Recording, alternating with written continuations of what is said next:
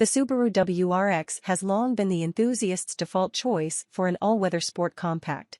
With rally-bred heritage, standard all-wheel drive, and potent turbocharged engines, the WRX has mastered its domain, especially since Mitsubishi vacated the space when it canned the Lancer. By that measure, the new 2022 Subaru WRX is primed for success in our 2023 Car of the Year competition. Longer, lower, wider, and stiffer than the version it replaces, the new WRX aims to somehow be more things to more people.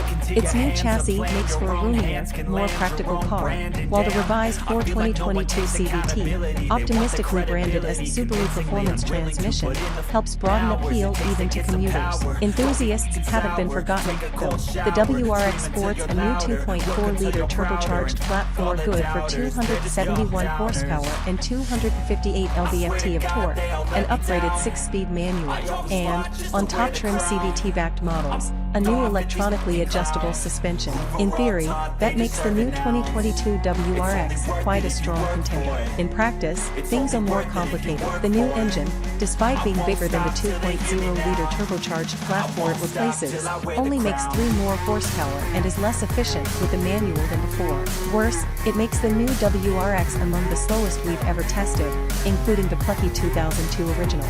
But as any driving enthusiast knows, numbers aren't everything. For some, the new WRX was the best I've ever driven, as guest judge Chris Theodore said.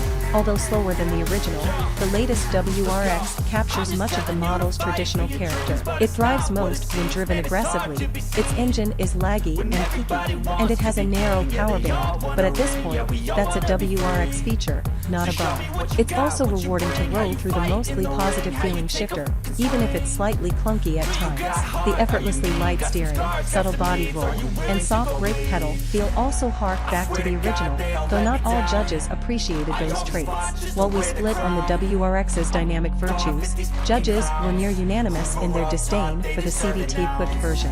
As a commuter car, the automatic WRX is fine, comfortable, sporty enough, and, in the GT trim we tested, packed with convenience features. But try to drive it hard, and the CVT is incapable of making the most of the new flat-four's narrow power band. Sure, the CVT decently executes its fake shifts, but it can't keep the engine in the sliver of attach where it makes peak power.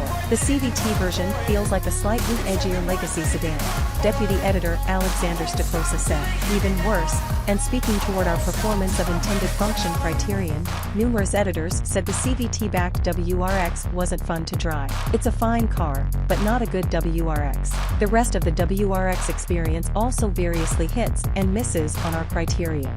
Judges generally like the new sheet metal, but most found the new tablet-sized infotainment displays graphics and UX unrefined. The Subaru scored safety points for offering the latest version of its EyeSight driver assistance, though the system is unavailable on the popular manual transmission version. Ultimately, the manual WRX lives up to its reputation for satisfying all-weather performance, but as a lineup, and crucially against our criteria, the new WRX doesn't rise above the fray.